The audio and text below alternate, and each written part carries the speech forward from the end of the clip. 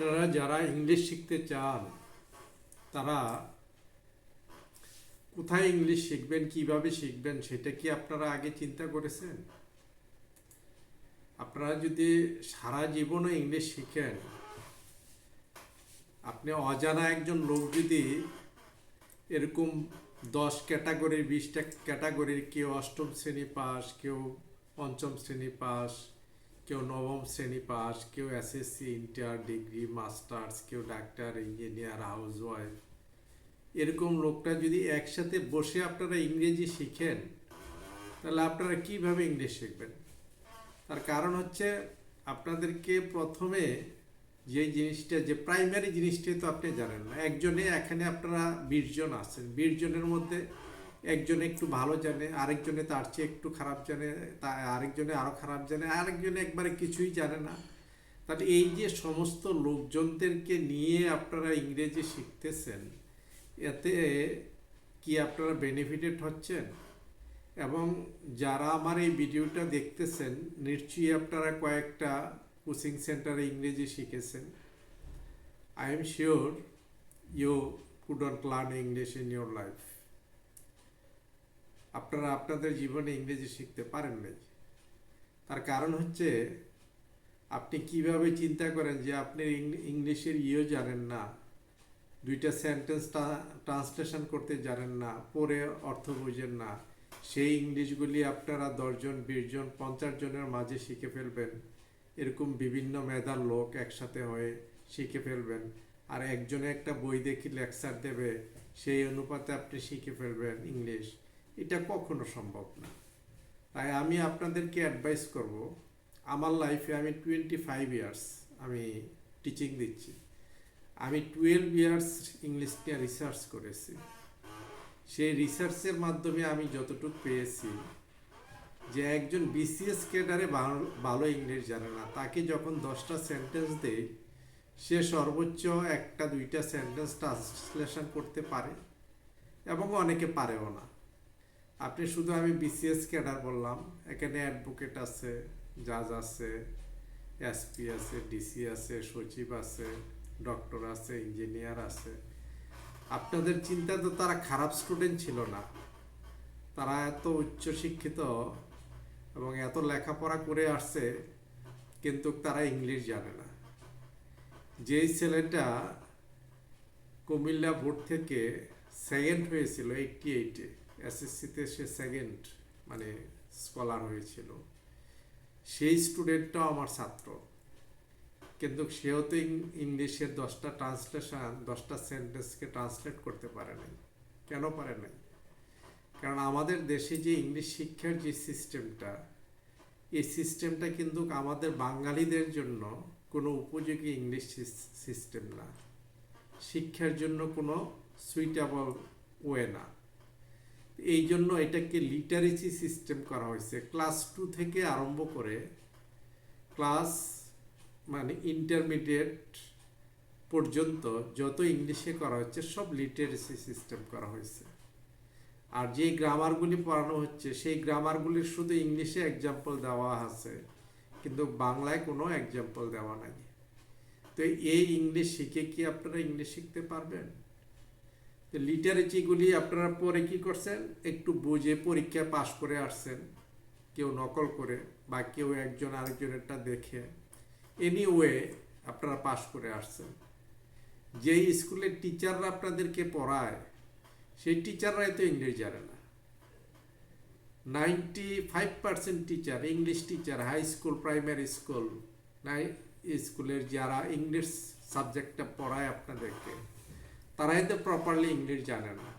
একজন স্টুডেন্টকে কি দিলে একজন স্টুডেন্ট ভালোভাবে ইংলিশ শিখতে পারবে, সেই জিনিসটাই তাদের জানা নাই। আপনারা সেখানে কিভাবে, আপনারা তো ব্যর্থ হয়ে আসছেন, এসএসসি পর্যন্ত, ইন্টারমিডিয়েট পর্যন্ত ব্যর্থ হয়ে আসছেন। ব্যর্থ হওয়ার মেইন কারণ হচ্ছে যেই টিচার আপনাকে ইংরেজি শেখাচ্ছে সেও ভালোভাবে জানে না, আরেকটা হচ্ছে আপনারাও ঠিক ভালোভাবে বুঝেন নাই এবং সেইটা প্রশ্ন করতে পারেন নাই। একটা প্রশ্ন কখন সৃষ্টি হয়? যখন আপনি কিছু জানেন, জেনে যখন জানেন, তখন আপনার মধ্যে আপনার ব্রেইনের মধ্যে মানে কোশ্চেন ক্রিয়েট হবে। এই কোশ্চেনে যদি আপনি ক্রিয়েট করতে না পারেন, তৈরি করতে না পারেন, তাহলে আপনি টিচারকে কি প্রশ্ন করবেন? আর টিচারকে প্রশ্ন না করতে পারলে আপনি কি অ্যান্সার দিতে পারবেন? টিচার কি অ্যান্সার দিতে পারবে? কিছুই দিতে পারবে না। তাই ওরা বইয়ে যা আছে সেগুলি আপনাকে কোনোভাবে ট্রান্সলেশন করে বুঝিয়ে একটু বুঝিয়ে দিচ্ছে, কিন্তু কেন এখানে এই সেন্টেন্সটা এইরকম হলো, কেন এখানে ডু হলো, ডিড হলো, ডাজ হলো, এমিজার হলো, ওয়াজ ওয়ার হলো, হ্যাভ বিন হ্যাজ বিন হলো, উইল বি হলো, উইল গো হলো, উইল কাম হলো, হ্যাঁ, ক্যান বি হলো, ক্যান কাম হলো, এগুলি তো আপনাদেরকে কিছুই বুঝায় নাই। আমি যাদেরকে পড়াইছি অদ্যাবধি পর্যন্ত, আমার স্টুডেন্টরা হচ্ছে মিনিমাম, হ্যাঁ, হাউস ওয়াইফ থেকে শুরু করে এসএসসি লেভেল থেকে শুরু করে এরকম সংখ্যা খুব কম। এসএসসি ইন্টার ডিগ্রি লেভেলের সংখ্যা আমার স্টুডেন্ট খুব কম। তবে সবচেয়ে হচ্ছে যারা honours masters medical student, engineering student, যারা প্রফেশনাল, এসপি বলেন, ডিসি বলেন, ডিআইজি বলেন, কমিশনার বলেন, সচিব বলেন, ডিসি বলেন, প্রফেসর বলেন, ভালো ভালো স্কুলের টিচার বলেন, তারা হচ্ছে আমার স্টুডেন্ট। আমি একজন করে শিখাই, কিন্তু ওরা তো ইংলিশে কিছুই জানে না। আর যারা ইংলিশ জানে তারা তো আর আমার কাছে পড়ে না, কারণ যারা জানে এরকম সংখ্যা খুব কম। আপনি অনার্স লেভেল থেকে আরম্ভ করে পিএইচডি হোল্ডার পর্যন্ত লোকজন যারা আছে তাদের মধ্যে 2% লোক ইংলিশ জানে। কোন 2% লোক? যারা প্রাইমারি স্কুল থেকে নিজ গুণে তারা ব্রিলিয়েন্ট ছিল ইংলিশে, তারাই একমাত্র জানে, কিন্তু অন্যান্যরা জানে না।